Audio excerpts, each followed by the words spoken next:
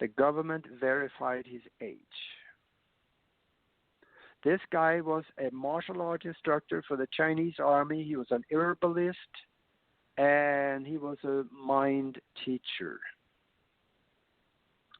Same thing with a university professor that came from China to New York on an exchange program in the mid-1950s.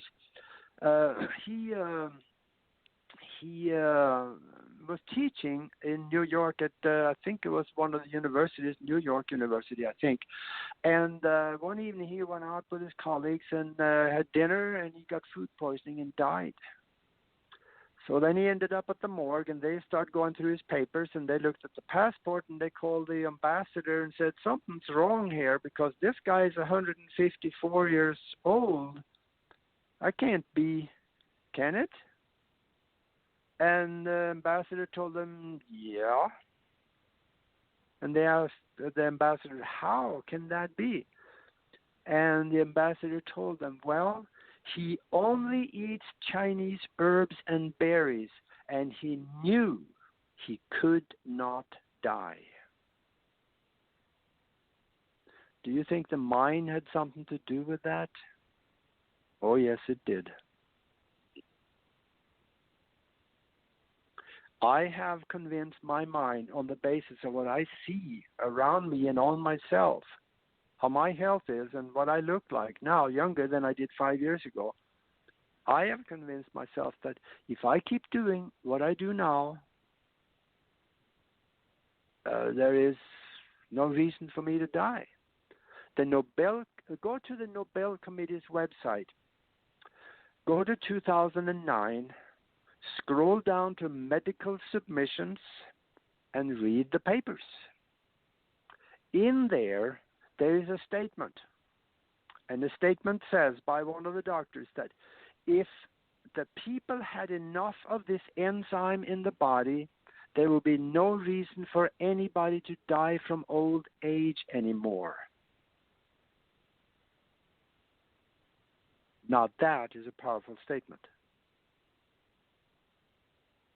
And in my book about spiritual science, higher conscious thinking, and how to access the universal consciousness, I explain in there what I do and how I do it. It is very simple. The enzyme that we don't have in enough production of in the body as we get older is called telomerase. But there is a way that we can get this enzyme. We can, when the pharmaceutical found out about this, they went and created their own. It's called TA65. There's not a lot of positive statements about the results from using it, but there are some. So it could possibly work. And in some cases, I think it probably does work, if nothing else, because of the placebo effect. But I'm doing it the cheap way.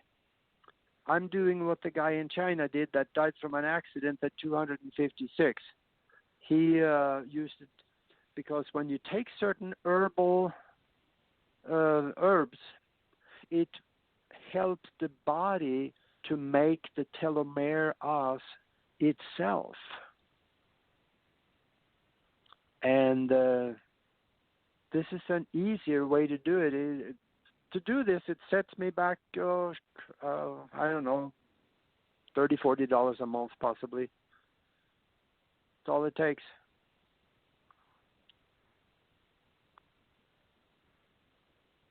I guess we were talking about solutions today, and this is one of them.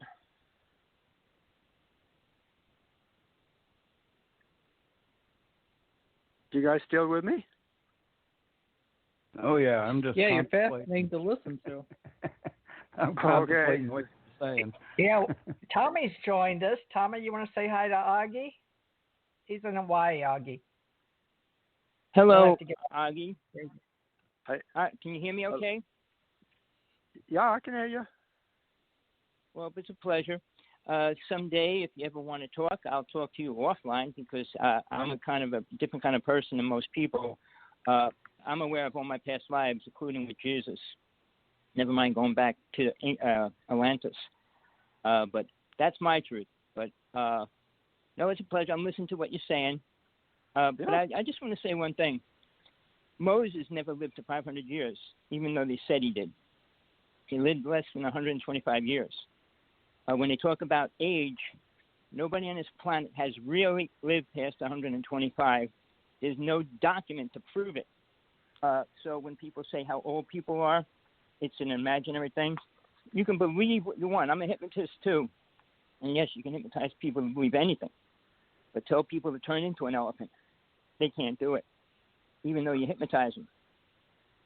So I just want to throw my 2 cents in there, but I'll let you go with your story because I've been working in the hypnosis field since I was 6 years old. Started hypnotizing everybody in the neighborhood by the time I was 14. But I did past life regressions as well. I did psychic implant removals. I did exorcisms. So I've been in that world all my life. I know the top magicians. I was a magician half of my life as well. And I worked with Kreskin. He was the first famous hypnotist in the United States. And that's how I learned when I was a little child. But, no, I'm a hardcore person because I go by what I experienced, what I proved, in and out, and especially everything Jesus said that he didn't say in the Bible and everything that he did that wasn't in the Bible. And my life is dedicated to that now because my book is The True Teachings of Jesus from God Realization. And when people Jesus came to teach something, and that's not in the Bible. So when people say he died, he didn't die, but he came to teach something. So if he didn't die, and this is a fact, whether people want to accept it or not, if he didn't die, he couldn't prove what he was teaching. Because those people, even when he did die, they thought everything was over. They didn't know what he was talking about until they actually did what they were taught. Mary Magdalene had to teach Peter because he would have never saw Jesus until she learned what Mary Magdalene had to teach her. So yeah, I mean, I could go on, but I'm sorry. It's just that who I am as far as my life is dedicated to the truth of what Jesus was teaching right now. And I'm hardcore about that, especially when people say he didn't do this, he didn't do that. And as far as he said, there'll be some people greater than him, and there has never been one person greater than him. So he was hoping there would be, but that didn't happen, and it probably won't. Not in the next lifetime for this world, or maybe even 5 lifetimes. But yeah, I'm sorry that I'm like that. But when anybody mentions the word Jesus and puts him in a totally different class of who he was, what he was, they weren't with him. They didn't see him die. He died. I mean, the whole blood of his blood, countries fought over that. The whole Ark of the Covenant was based on that. So when people say, oh, he went to another country. India, Thomas went to India. He taught Jesus' teachings in India.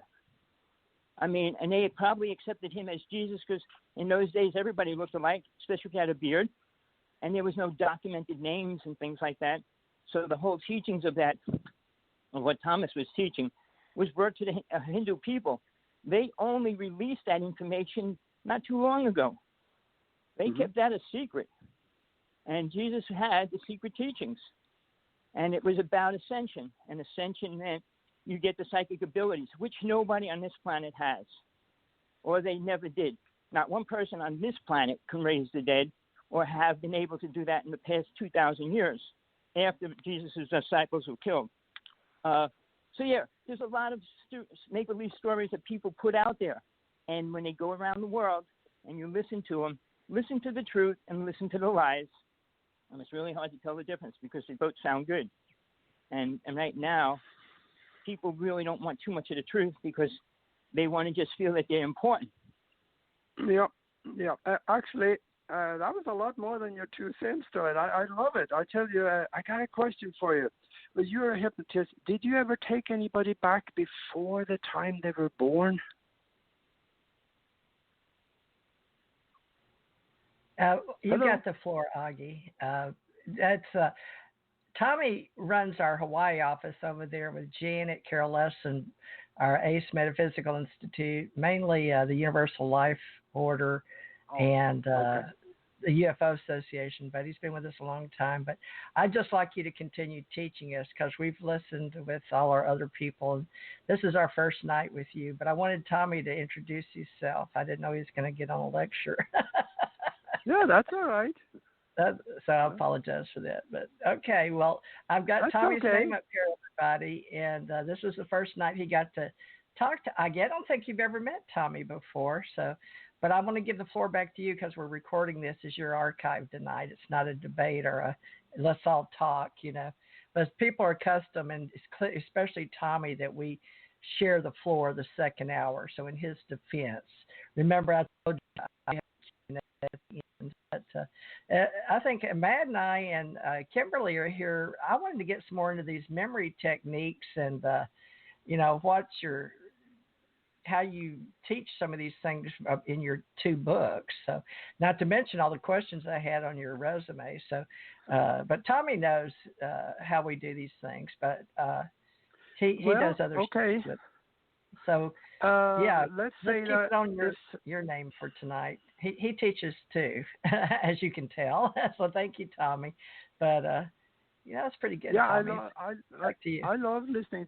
I love listening to that guy because he seems like he's done a lot of study, and he's totally right about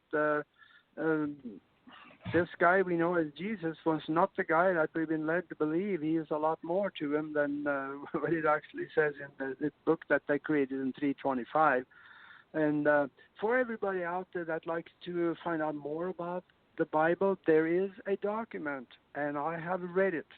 It is a transcript from the meetings in Constantinople, Turkey, in Nicaea at the time, and that is the transcript that lasted, they spent, several years there pulling the first draft of the Bible together. And you will find out how they created that book on the order of Constantine. And he said, go to Nicaea, create a religion that will unify my empire, and do not come back before you have done so. And they did. And they had a lot of discussions, and it'll be very educational for people to read that document. You can find it at Oxford University Press, if they will give it to you. And you can also contact the Topkapi Museum in Istanbul, Turkey. That is probably the easier way to get it. You will get it in French, and then you can probably translate it from there. They may have it in Greek. Yeah. Gutenberg was in German. But we'll talk about that more Sunday, folks. This is our first night with Aage Nost is our guest tonight, and he is in our Authors Book Club. We put his book up. Matter of fact, we're just starting all over again, and he will be talking to us about his business book, separate from his spiritual book. And Ahmad and I plan on having a meeting with him to help us with our ACO Club and our UFO Association and our ACO Association. And Kimberly O'Connor's here with us tonight. She's stepping in, and we're going to see how long we can keep her involved with us on Sundays, too. So we'll do a lot more spiritual metaphysical work together in our ACE Metaphysical Institute with Universal Life Ministries. And I have Theresa J Morris Ministries here in Gulf Breeze, and I just haven't been working much in this, but I'm going full circle, and Tommy's going to help us in Hawaii, and Ahmad in Georgia, and Kimberly in Ohio. We've got to go state by state, and Aage is going to be helping us make sure that we have our proper paperwork and franchise set up and all of that. So we hope to hear a lot more about Aage, but we've got an etspiritualscience.organization we're setting up. So we have plenty of fellowship associations. So, you can choose your poison or choose your fancy in the time on Earth right now. But I'm going to go back on mute, Aage, because we're really enjoying learning about you and what you're willing to share about you and I guess you could say your ministry, which is digital but also archived orally. And we are recording. We are archivists. We're mystics, oracles, psychics, sages, seers, as well as on the other side, we're archivists, historians, researchers, and a lot of people say alienologists and ufologists these days. some people, contactees, abductees, and experiencers. So, and I'm going to leave Matt and Kimberly on just to let you know somebody's listening to you, Augie, but me and Tommy are used to this, and we'll